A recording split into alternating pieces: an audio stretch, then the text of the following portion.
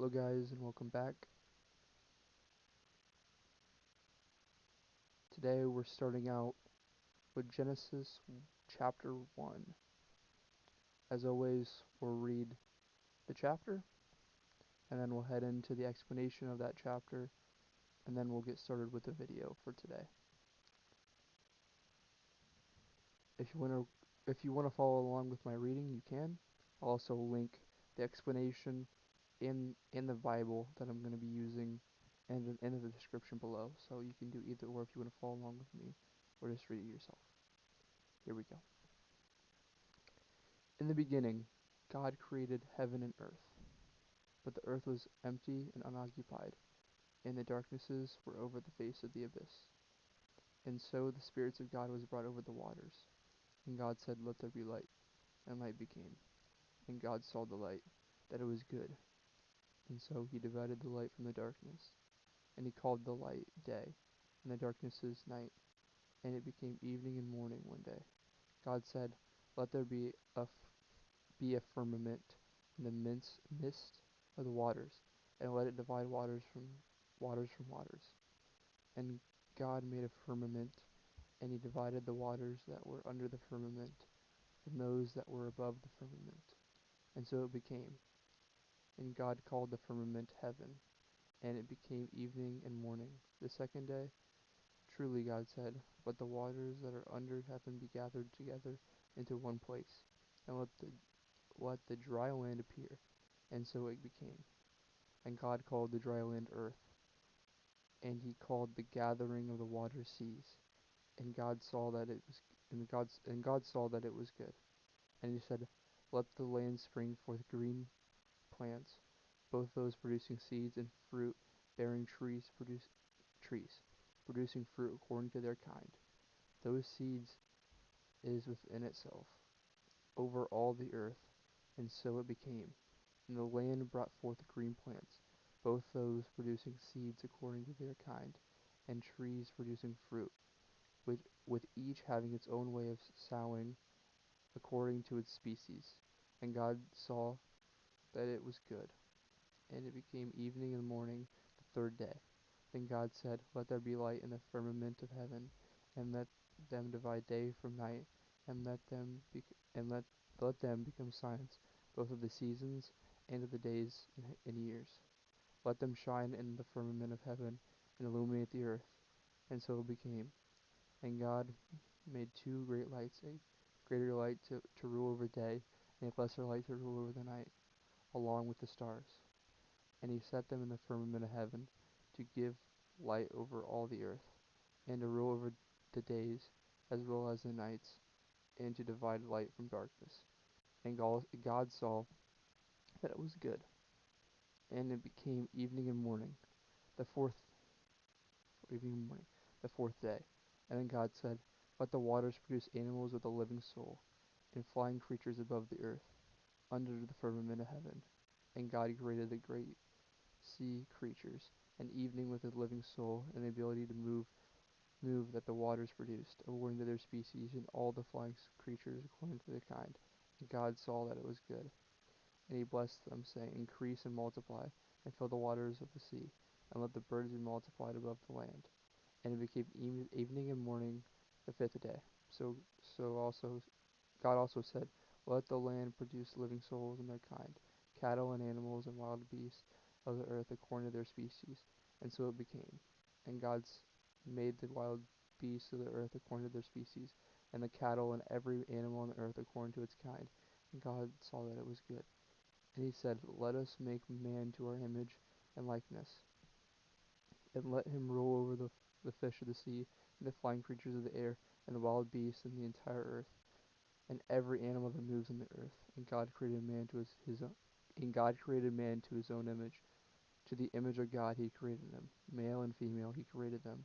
And God blessed them, and he said, increase and multiply and fill the earth, and subdue it, and have dominion over the fish of the sea, and the flying creatures of the air, and over every living thing that moves above upon the earth. And God said, behold, I have given you every seed-bearing plant upon the earth, and all the trees that have in themselves the ability to sell their own kind to be food for you, and for all the and for all the animals of the land, and for all the flying things of the air, and for everything that moves upon the earth, in which there is a living soul, and so that they may have these on which to feed. And so it became. And God saw everything that he had made, and they were very good. And it became evening and morning the sixth day. Right, so that is the reading, Genesis 1. Now let's go over to what it means.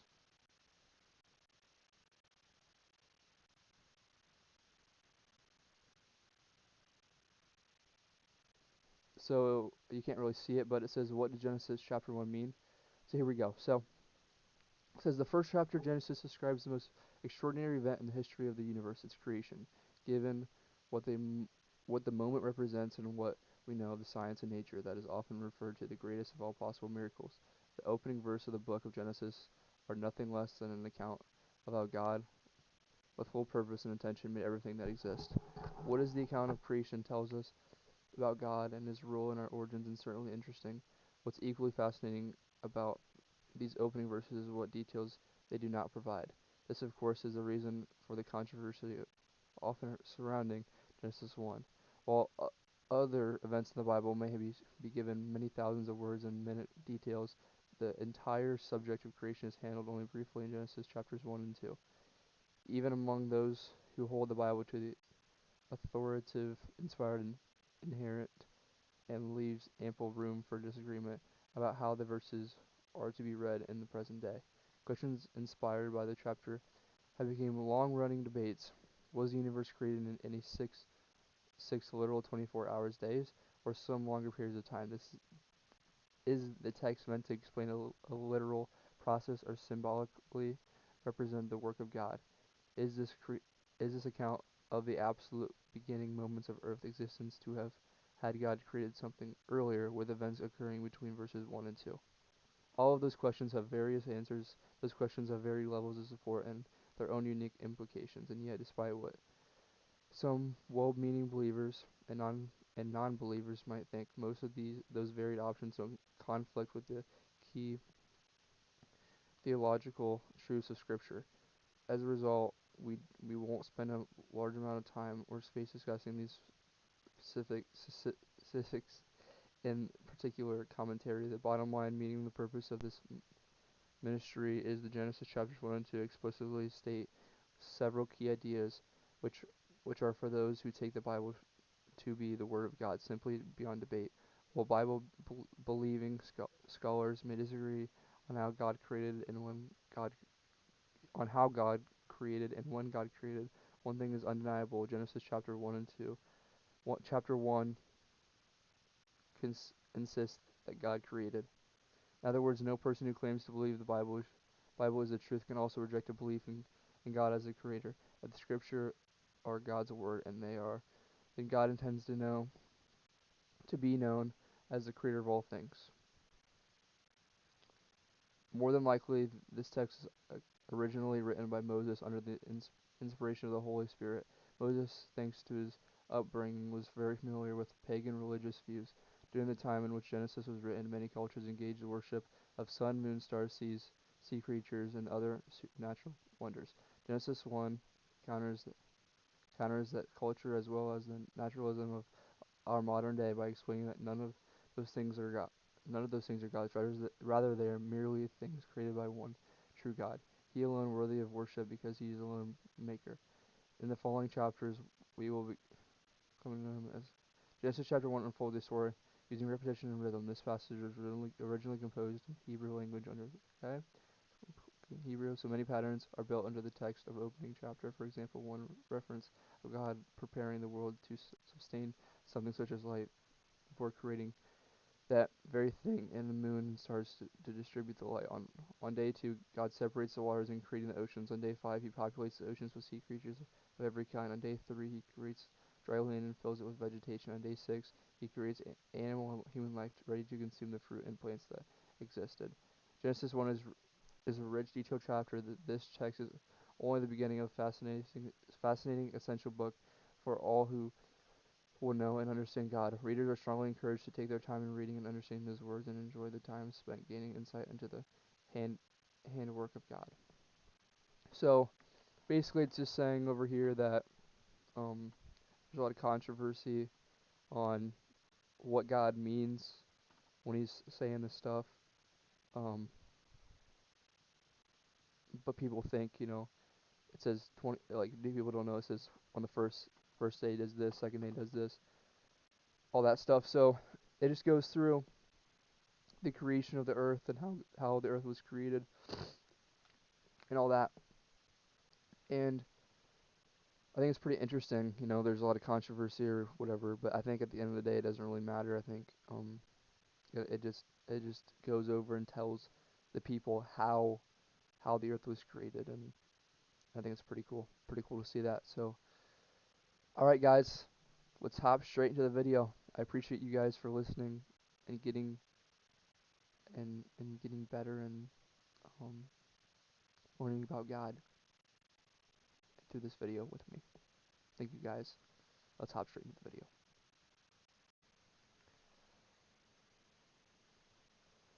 Alright, guys, when you think about the greatest draft classes of all time, what's the first class that comes to mind? In my head, it's the 2017 draft class. So today we're going to be redrafting the 2017 draft classes. The draft class, some people would say the best, is considered the best draft class of all time.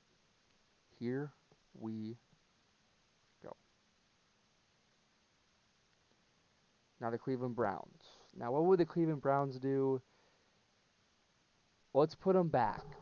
So obviously redrafting. So we're going back to 2017. What are they gonna do? I don't know exactly who they had. I think they did draft Deshaun Kaiser in 2017 or 2016. I forget. But obviously they're gonna go Patrick Mahomes. I mean, obviously Patrick Mahomes is gonna be the first pick in the draft. That's who I think. I mean, I would go. I mean, Patrick Mahomes has been the best player in the NFL for how many years?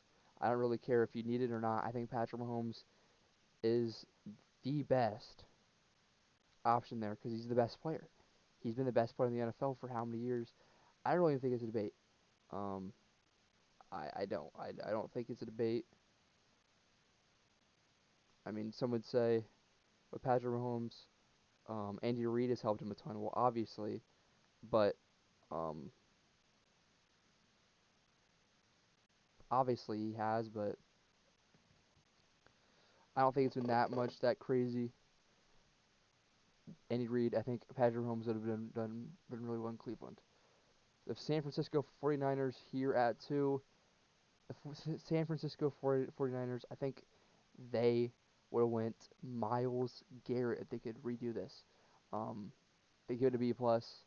Myles Garrett, he's been amazing for the Browns. They did a great pick at 1. He's a solid.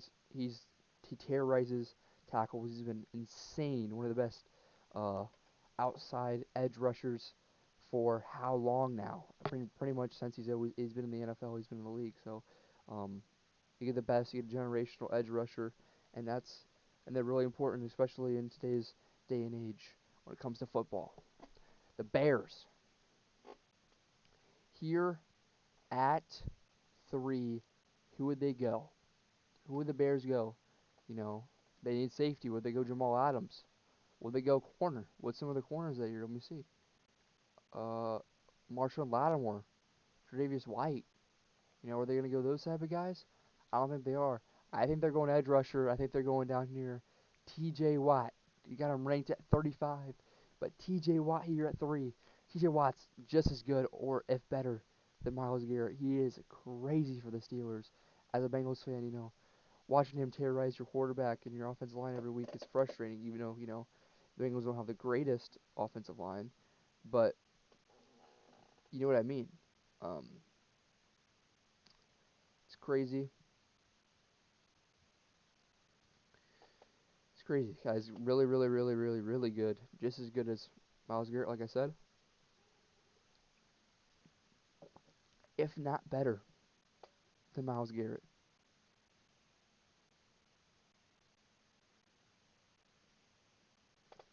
Here at 4, I have the Jacksonville Jags drafting here. And the Jags, they went Leonard Fournette. That's what they did last. That's what they did um, in the actual draft, which I think they would take that back and definitely take Christian McCaffrey if they knew what would happen, if they knew what was going to happen. But I think what they do here, I think they go Jamal Adams, safety out of LSU. He's been solid. He's been very solid for the team. He jumped around to a couple different teams, but he's been really, really, really good when he's on the field when he's healthy. He hasn't been healthy for the most part, but he's a really good player. Really, really, really, really, really good. And yeah, I think that's a great option for the Jags. They're at number 4. Receiver, the Titans, they went Corey Davis in real life in the draft. I think they would definitely take that back. And they'd go down here and they'd take Cooper Kupp. Cooper Kupp out of Eastern Washington. He's been amazing for the Rams. He got the Triple Crown 21, I think it was, or 22. When they went to when the Rams went to the Super Bowl, he's been really, really, really good for the Rams, and he's helped them. He helped them win that Super Bowl. He's a big part of that Super Bowl win a couple years ago when they met the Bengals in the Super Bowl. The Jets, here at 6, and I think it's a no-brainer to be honest with you. I think it's Christian McCaffrey here at 6. I think you're happy with him falling that far. He was really, really, really good with the Panthers, obviously, and then he's gone to the Niners, and he's been a weapon. You know, he's in, he's been okay, with staying on the field, staying healthy. But when this guy is on the field, he seems to be the best player on the field, even on the Niners. And the Niners have a lot of great players. He's amazing. You know, the Jets, in real life, they couldn't be mad with that. You know, they can't be really mad with that. They had Jamal Adams as their pick in real life, and here I think they go Christian McCaffrey. Here at 7, the Chargers, and the Chargers need safety. They also need receiver. They need tackle, and I don't really know. Let me look down the board. Let me look at this. They need corner as well. I think they go Marshawn Lattimore. I think they go Lattimore here at 7. Give him cornerback help. Marshawn Lattimore has been great. He won the Defensive Rookie of the Year back in 2017, along with his teammate Alvin Kamara, who was drafted really late. So great option. Great option for that for them. Um, they get a really, really, really solid cornerback and Marshawn Lattimore. Here at number 8, speaking of him, down the board here, Alvin Kamara, his teammate, Alvin Kamara. Alvin Kamara has been amazing for the Saints. He's seen the Saints his whole career. He's been really, really good for the Saints. He won that offensive rookie. I think yeah, I'm pretty sure he won offensive rookie years back offensive rookie of the year back in 2017. Really, really good for the Saints that one year when they had Mark Ingram. Him and Mark Ingram were really, really, really, really good duo. And I mean, obviously he was really good. He he won he won offensive rookie of the year for him. And yeah. So Alvin Kamara, no brainer there.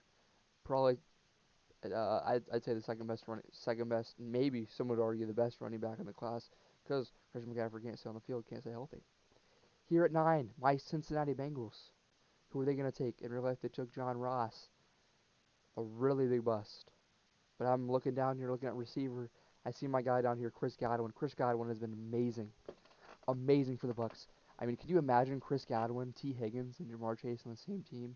I don't think you can. I really don't think you can, because it would be insane. It would be crazy. That receiving core would be amazing. If John Ross panned out, I mean, the Bengals actually probably wouldn't have took Jamar Chase, but you get the point. This it's a great option for him. Here at 9, they redeem their pick and they get the better receiver in the class that was ranked a little bit down the board.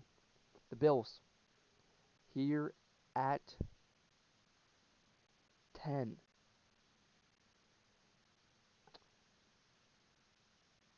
they're going to go. They need cornerback. They also need receiver. Looking at receiver, not seeing a lot here. They mean to see Mike Williams. He's good. He was good, but he's not the greatest right now so far. Um, I'm debating Tre'Davious White. Tre'Davious White's been really good, but he's also fallen off in recent years. But he was already there on the team. I think they go Mike Williams here, to be honest. Um, they go receiver Mike Williams. He's gonna help that team out a lot. He was good. He was really good for the Chargers. Kind of fell off the Jets, to be honest with you, but he's been good there. He's been okay at the Jets, but he was really good as a Charger. And I think the Bills get another elite receiver that would have joined Stephon Diggs, but obviously not anymore. He's on the Texans, but he would have, making that an elite receiving core for Josh Allen to throw the ball to. Here at 11, the Saints, in the actual draft, they took Marshawn Lattimore. Now what are they going to do with this pick? Looking at the options here, looking at the cornerback options here, I think they go Marlon Humphrey. I think he's the better receiver, to be honest with you. Out of the two, out of Tre'Davious White and him, I think he's the better one. He's paying out more.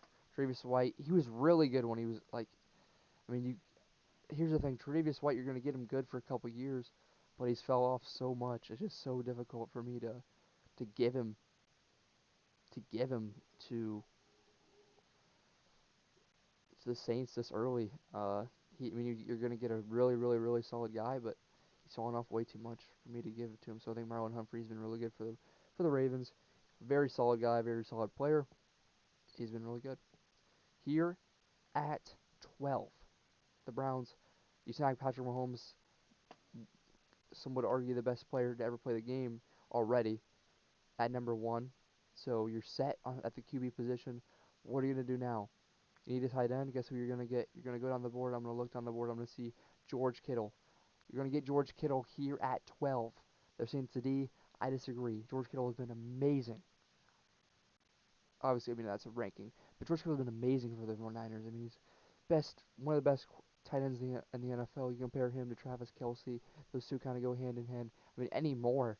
I mean really realistically, I think Travis Kelce's kind of been out of there. There's a lot of other guys coming up to take that title from him. Um, I'm blanking on these guys' name for some reason. I do apologize. Who would that be? I can literally see his name. I can see him from the Giants. I can literally or the Lions. I can see him.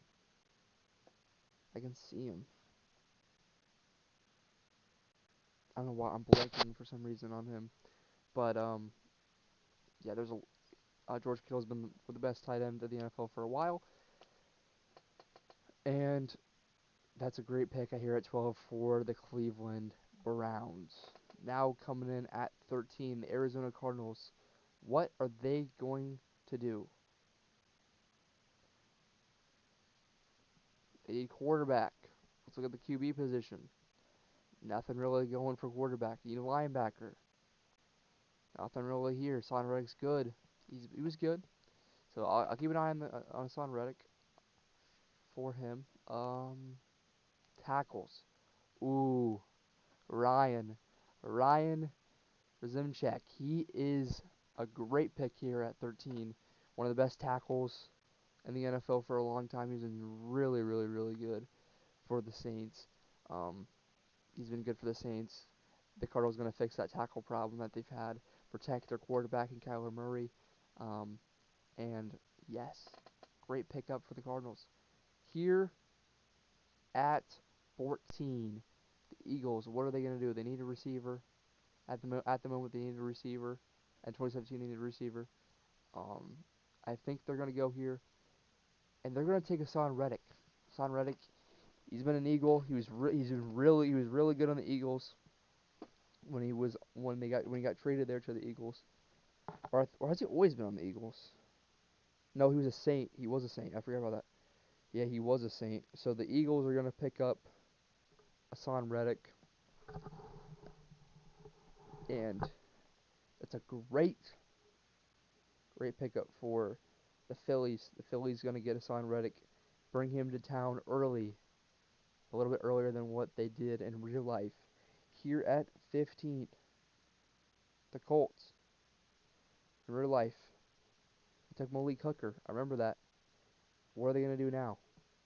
Looking on the board, Jabril Peppers, he was so good in college. Didn't really shape out, but I'm seeing my guy right down here. It's Buda Baker. He's been insane for the Cardinals. I mean, he's one of the best safeties in the NFL, if not the best safety in the NFL, um, at least in his prime a couple years ago. Now he has fallen off a lot, but he's still a great player. He's still really good. 15, Son Reddick. Or 15, Buda Baker. At 15, you get Buda Baker. He's really good safety. One of the best safeties in the NFL. Great. Great option there for the Colts. Here, the Baltimore Ravens pick at 16. In the draft, they went Marlon Humphrey. Today, I'm gonna give him Tre'Davious White. Now you're gonna get an upgrade for a couple years. He's gonna be. Here's what you're gonna have. So Marlon Humphrey's been solid for his entire career, if not late for some of those years in there. What we're gonna do here with um, Tre'Davious White, you're gonna get like one of the best corners in the NFL, and then you're gonna get fall off. So you're not gonna give him for as long, but you're gonna give him for a couple years. That's one of the best corners in the NFL. Tre'Davious White, it's sad to see him fall off this hard. It's crazy to see some of these guys fall off as hard as they do, but it is what it is. And Tre'Davious White to the Baltimore Ravens. The Washington Commanders. I think it was the Redskins at the time. I think it was the Redskins at the time. I don't really remember. Um, but they picked Jonathan Allen, and I think they're going to do the same thing. Unfortunately for Jonathan Allen, he's not going to like it. But the Commanders are going to keep their same pick. They're going to pick him at 17. I think it's hilarious. I mean, he's been good. He's been really good with the Commanders, and it's kind of funny to see him do the press conferences and see him how mad he can get and how mad he was. Just have the frustration. But the Commanders are playoff contenders this year. They're probably gonna make the playoffs. So he kind of got what he wanted. But they've been really bad for a lot of years in a row here. But Jaden Daniels has helped him out and made him prosper this season. And Jonathan Allen, um, yeah, he's gonna be going the same place to the Commanders. They're at 17. At 18, the Tennessee Titans. In real life, I remember they took a Dory Jackson in real life, and now the Tennessee Titans.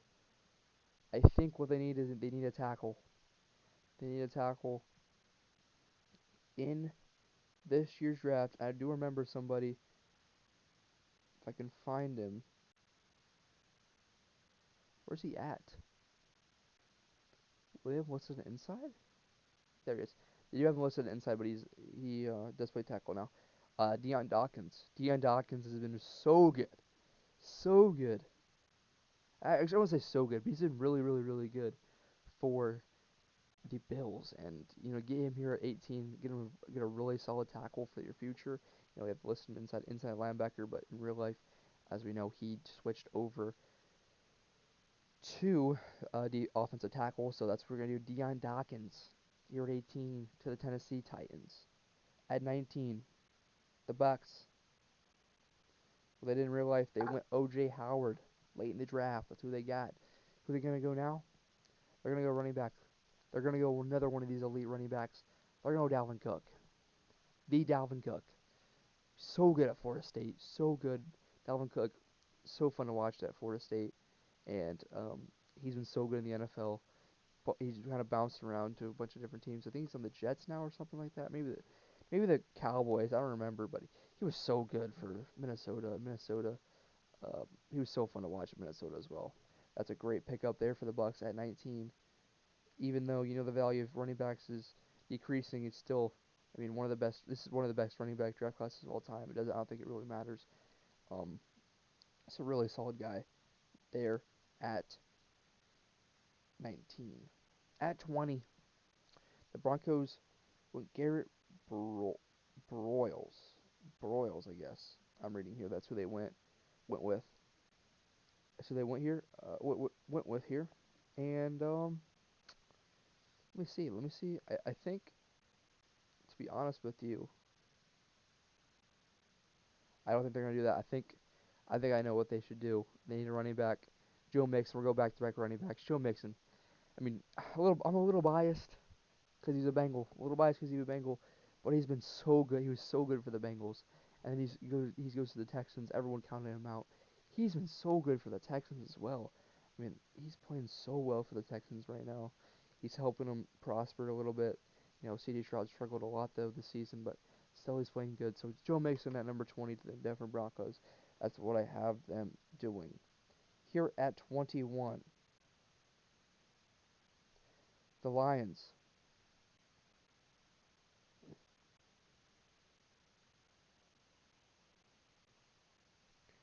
What are they going to do? What are the Lions going to do? I don't know. I don't know what they need. What they would do. Running back. I don't really see anything here. Receiver. Not really seeing anything. Um,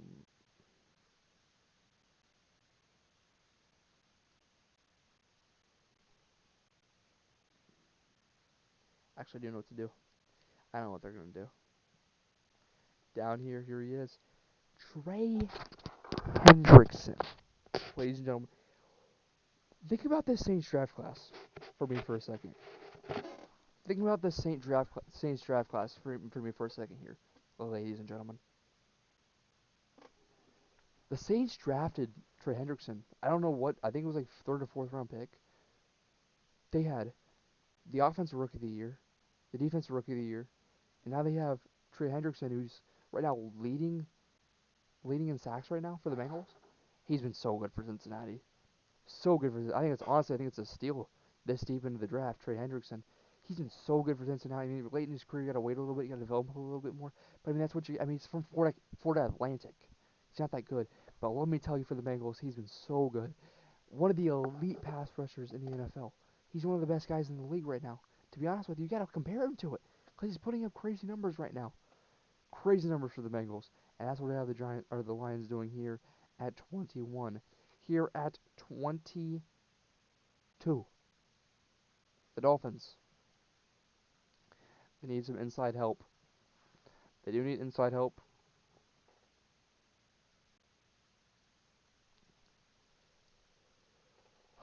Not seeing a ton here. Not seeing a ton for them for them to take. To be honest, hey, it's starting to kind of.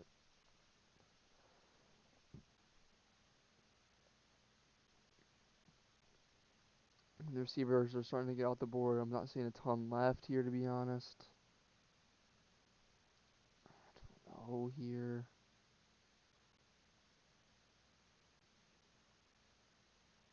Tight end. Oh, tight end. That's what I'm doing. David Njoku. David Njoku for the Browns. He's been really good for the Browns these past couple of years. He's been putting it on for him. He's a great player, a great guy. I mean, there's nothing really much to say for him. I mean, you snag an elite tight end right now. mm, Probably mid pack. He's the upper pack tight. Is he one of the better tight ends in the league right now? You snag him up at 22, and I think I think I think you're gonna like that. I think you're gonna like that if you're if you're if you're a Dolphins fan. Honestly, I think you're gonna love it if you're a Dolphins fan. Here at 20, yeah, that's 23. At 23, what am I gonna do right here at 23?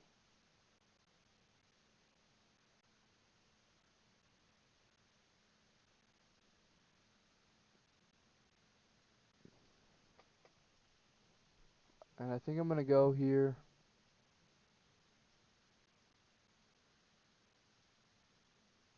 Dalvin Tomlinson. I think that's a great pickup for them. He's been a really good, solid D lineman. Help up that defensive line for the Giants. Help them out a bunch. with them going good, and yeah, he's been solid for him. Very, very, very solid. For the Raiders, I think that's the guy I see down here, Larry Ogunjobi. I mean, that's going to be a bad pick right now, but I think down the road that it'll definitely be really good for the Raiders.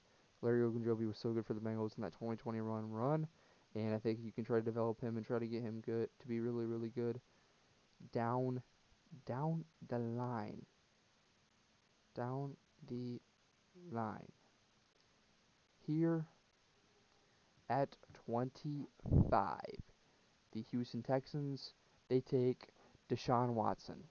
Now you can hate me all you want, oh rapist or whatever, all that stuff. He did whatever, all that junk. Yes, that's really bad. He did do it, but he was a really good as a Texan. So I think he'd be a really good, really good option for him. And he was really good at the beginning of his career, kind of fell off, and that's what kind of happened. I mean that's really it. Unfortunate, unfortunate, but he was really good at the beginning of his career. Once he went to the Browns, everything kind of after that injury, just bad things happened. Bad things happened. Here at 26, the Seattle Seahawks, they'll go Juju Smith-Schuster. Juju Smith-Schuster, his fall-off needs to be studied. Because as a Steeler, this guy was crazy. And after that, he just fell off insane. I mean, the Chiefs, he's not very good as a Chief, I'll be honest. But as a Steeler, he was crazy good. Beginning of his career, he was crazy good. And you get a solid guy there at 26. At 26, Juju Smith-Schuster. There he goes at 26 to the Seattle Seahawks. And now you got the Kansas City Chiefs. You got the Kansas City Chiefs sitting here. What should they do? What should they do? I think they gotta go Cunningham. Zach Cunningham's been a very good player in the NFL. He's panned out very well where he was drafted at in the NFL. So you get a great guy, great linebacker there for you there at 27. At 28, the Cowboys. They need they need a corner. I think right down here, Chidobe Awuzie. Awuzie was great for the Bengals towards ACL. Hasn't been the greatest after that, but before that he was really good. And if you just get him not to tear his ACL, I think he's gonna be great for you. To be honest with you, yeah, great option for you there. You get you get Jacoby Awuzie, safety here.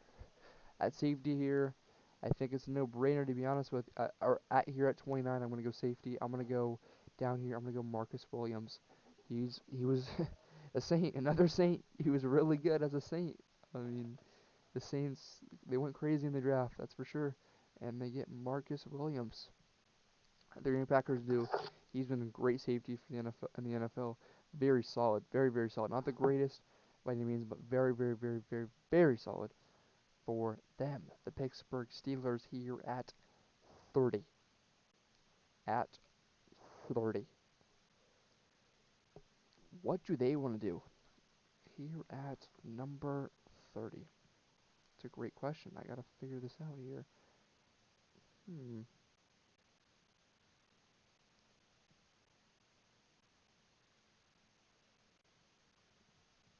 I think they go tight end. I like that. Evan Ingram here at tight end at 30. Ingram has been really good for the Jacksonville Jaguars. Um, Pretty solid career. If you can develop him a little bit more, he has a lot of potential. He had a lot of potential in the NFL. So I think Evan Ingram had a lot of potential coming into the NFL draft. So Evan Ingram, very very solid option for you there at 20.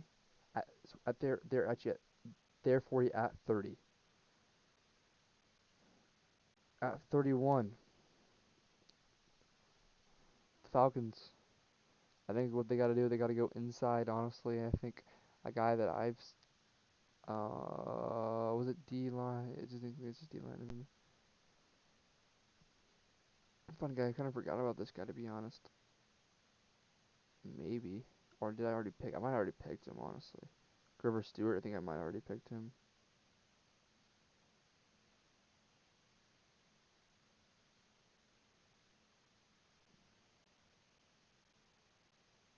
Corner here, maybe.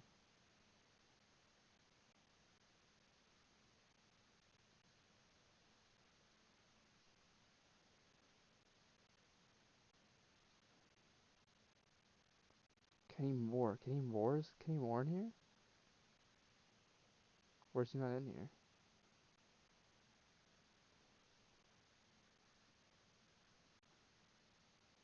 I think this is a good option for him. I think they go Carl Lawson. Carl Lawson was good for the Bengals. He was really good for the Bengals when they were bad. It's kind of unfortunate that they were bad when he was good, but he was good. He was very solid in the NFL. I think you get a guy that's going to be very solid for you this late in your draft. I mean, you're going to wait this late in the draft.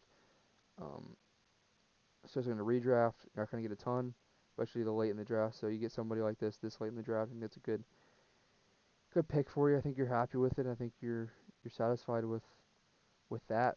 To be honest, with you, here at 31, last pick in the draft, 32, last pick in the draft, last pick in the draft. Who are you gonna take? Let's look at the corners.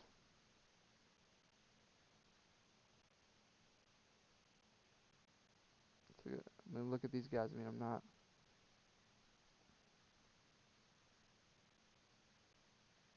trying to find somebody for for the last guy, last player, last guy to draft, last guy to pick. Who's gonna be the last pick in this draft? Honestly, I think I might have to give it to Desmond King. Desmond King's been solid. I do remember hearing his name a lot. Played him, but Desmond King is gonna be the last pick. Desmond King's been very good in the NFL. He's been solid, and I think again at 32, you're not expecting a ton at 32, and especially in the redraft. I think you're really excited about getting Desmond King here at 32. 32nd best player in the draft? I'd say yes, to be honest with you. Okay, that's going to do it for today's video, redrafting the 2017 draft class. I hope you guys enjoyed. Have a great rest of your day, ladies and gentlemen. Peace out.